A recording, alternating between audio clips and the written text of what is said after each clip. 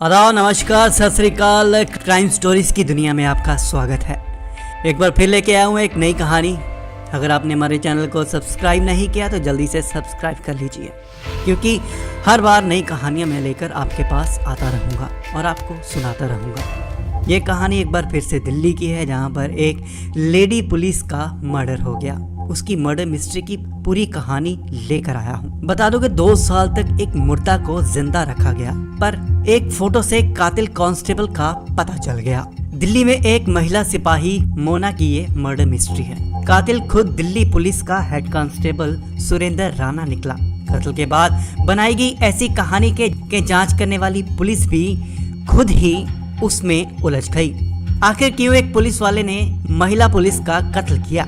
एक पुलिस वाले ने 2 साल तक एक मुर्दा को जिंदा बनाने के लिए गजब की कहानी बनाता रहा। वो महिला सिपाही मर चुकी थी, लेकिन उसकी आवाज की ऑडियो अब तक उसके घर वालों को पहुंचाई जाती थी। वो महिला मर चुकी थी, लेकिन फिर भी कोरोना की वैक्सीन उसको लगाई जाती। वो मर चुकी थी, लेकिन पहाड़ों की वादियों में घूमती मिलती थी और होटल में भी रुकती थी। आखिर में ये सब कैसे होता था? इसके पीछे आखिर कौन सी रियल कहानी बनाई जाती थी? पूरी कहानी जानेंगे तो बड़ी से बड़ी फिल्म मिस्ट्री की कहानी भी इसके सामने फेल नजर आएगी। पर इस मिस्ट्री में एक फोटो ने कैसे कातिल का सुराग दिया, आइए जानें।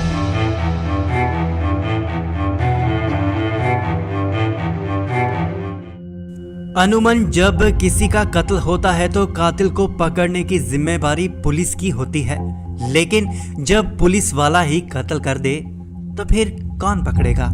ये दिल्ली के उस चर्चित बुराड़ी इलाके का गंदा नाला है, जिस बुराड़ी में एक घर ही के अंदर 11 लोगों ने खुदकुशी कर ली थी।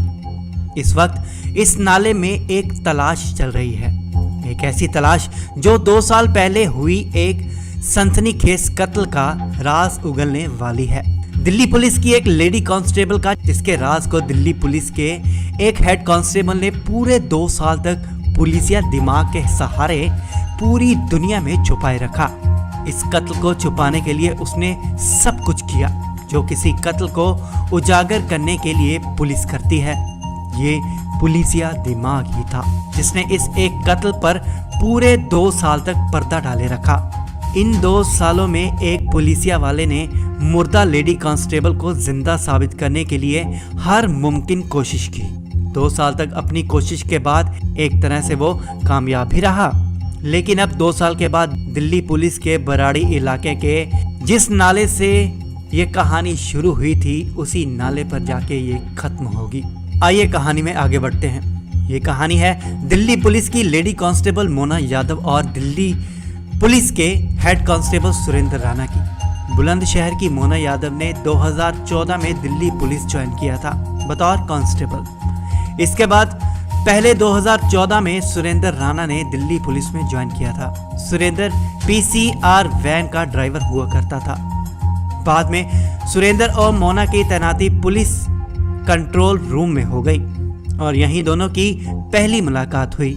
धीरे धीरे मुलाकात दोस्ती में बदल गई। मोना पढ़ने लिखने में बहुत तेज थी। उसका सपना आईपीएस ऑफिसर बनने का था। ड्यूटी के बाद वो लगातार यूपीएससी की तैयारी किया करती थी। इसी तैयारी के दौरान यूपी पुलिस की भी परीक्षा दी। परीक्षा में पास कर वो सीधे सब इंस्पेक्टर बन गई। सब इंस्पेक्टर बनते ही दिल्ली पुलिस से इस्तीफा दे दिया, लेकिन उसने यूपी पुलिस में ज्वाइन करने की बजाय यूपीएससी की तैयारी करने का फैसला किया। इसी तैयारी करने के लिए अब वो मुखर्जी नगर में एक पीजी में रहने लगी। तैयारी की वजह से अब सुरेंद्र और मोना में कम मुलाकात हुआ करती थी। मोना अपना सारा ध्यान पढ़ाई में लगाया करती थी। उधर सुरेंद्र मोना के सब इंस्पेक्टर बनने और फिर उसकी यूपीएससी की तैयारी चलते अब वो परेशान रहने लगा।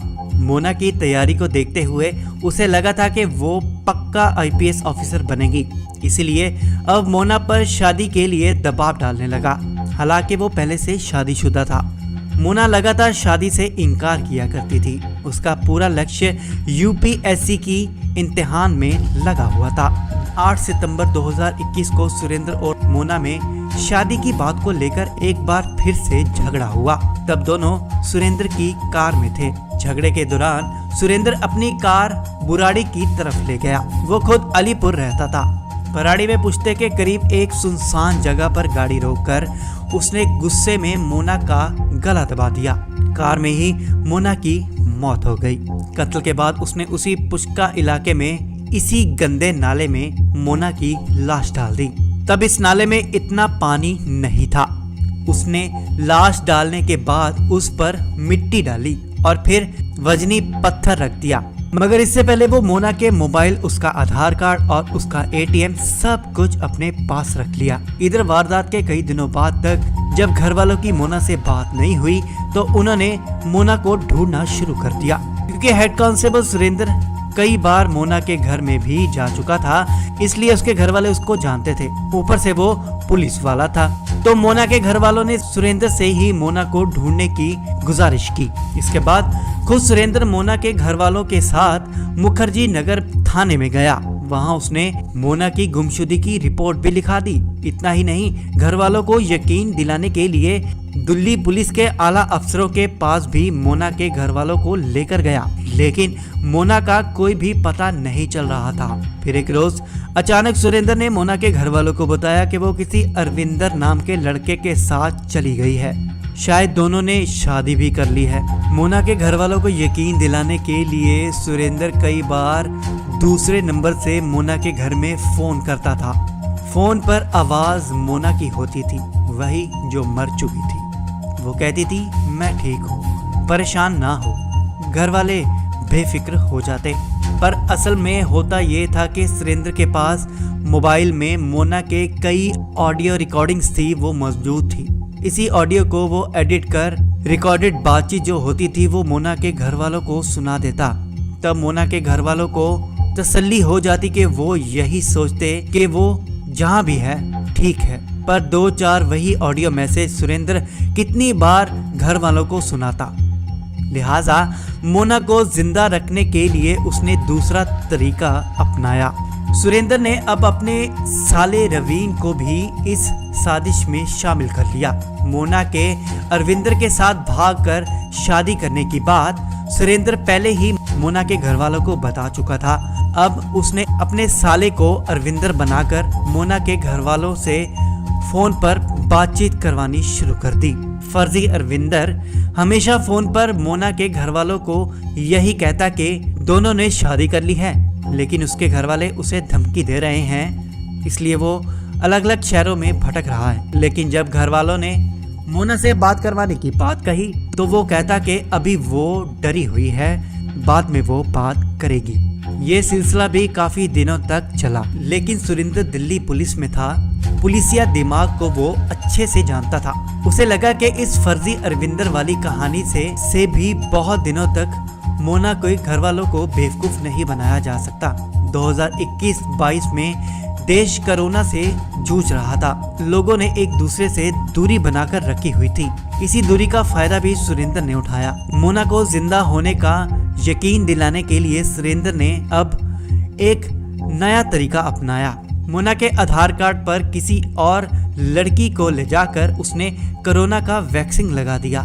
इसी वैक्सीन के सर्टिफिकेट को भी मोना के घर पर भिजवा दिया। सर्टिफिकेट पर साल और महीना दर्ज था। घर वालों को लगा कि चलो बेशक मोना गुम है लेकिन जिंदा है।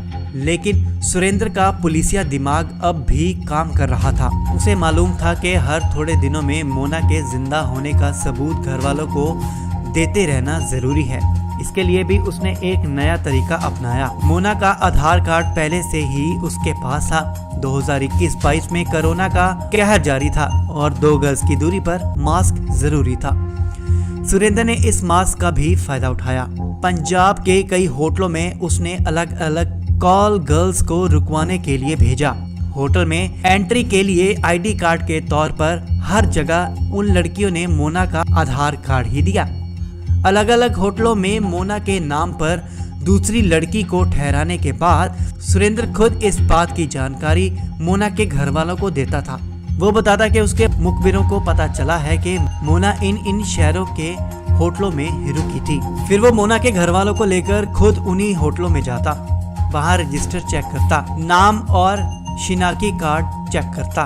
घर वाले भी देखते कि आधार कार्ड तो मोना का ही है, पर इस अफसोस के साथ लौट आते कि यहाँ पहुँचने में जरा सी देरी हो गई, वरना मोना मिल जाती। लेकिन ऐसा करके सुरेंद्र अब भी लगातार मोना को जिंदा रखे हुए था। मोना को गायब हुए 2 साल से ज्यादा का वक्त गुजर चुका था।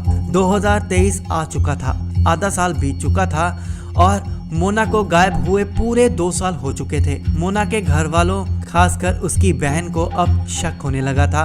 उसे लगा कि अगर उसने अपनी मर्जी से भागकर शादी कर ली है तो अब तो 2 साल हो चुके हैं, सब कुछ सेटल भी हो चुका है, फिर वो क्यों सामने नहीं आ रही। बहन को लगा कि कुछ ना कुछ तो गड़बड़ है और इसी के बाद अब मोना के घर वालों ने दिल्ली के पुलिस कमिश्नर से मिलने का फैसला किया। पुलिस कमिश्नर ने पूरी कहानी सुनने के बाद क्राइम ब्रांच को मोना की तलाश की जिम्मेदारी सौंपी। 2 महीने पहले क्राइम ब्रांच ने अपनी जांच जो है वो शुरू कर दी थी। क्राइम ब्रांच ने सबसे पहले मोना के घर वालों से पूछताछ की। तब पता चला कि मोना की गुमशुदगी के बाद कई बार अलग अलग नंबरों से अरविंदर के एक शख्स का फोन आता था। वो ये बताता था कि उसने मोना से भागकर शादी कर ली है और दोनों ठीक हैं। पुलिस ने अब उन दोनों नंबरों को खंगालने का फैसला किया। जांच के दौरान पता चला कि जिन नंबरों से कॉल किए गए थे वो सिम नंबर सब फर्जी निकले। ऐसे ही एक फर्जी आईडी वाले सिम कार्ड के फॉर्म पर एक तस्वीर चिपकी हुई थी। इस फॉर्म पर नाम तो किसी और का था, लेकिन फोटो राजपाल नाम के एक शख्स की चिपकी हुई थी।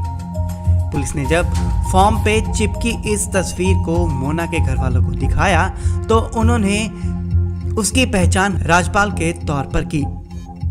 मोना के घर वालों ने बताया कि राजपाल 2 बार कांस्टेबल सुरेंद्र राणा के साले रणबीर के साथ उसके घर आया था और वो रवीन का दोस्त है। ये पता चलते ही पुलिस ने सबसे पहले राजपाल को दबोचा, फिर राजपाल के बाद सुरेंद्र के साले रवीन को भी दबोच लिया।